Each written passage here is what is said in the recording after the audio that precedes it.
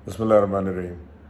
पाकिस्तान तहरीक इंसाफ की कल की कॉल हकीकी आज़ादी मार्च बहुत बड़ी कॉल है। ये पाकिस्तान को बचाने की जद्दोजहद की कॉल है। ये पाकिस्तान को ग़ुलामी से बाहर निकालने की कॉल है।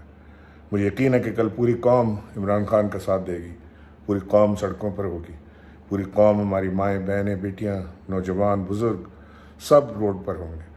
ये जो कल इन्होंने पुलिस गर्दी करने की कोशिश की है, इन्होंने हर जगह छापे डाले हैं।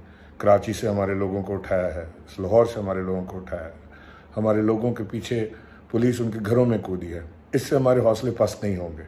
इंशाअल्लाह हमारे हौसले बुलंद हैं और हम कल आपको दिखा देंगे कि अवामी ताकत क्या होती है। असल अवामी ताकत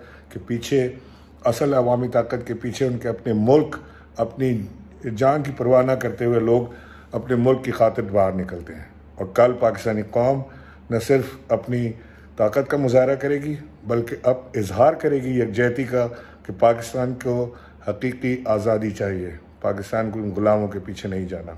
पाकिस्तान जिंदाबाद। सब्सक्राइब करें और बेल दबाएं ताकि कोई खबर रह न जाए।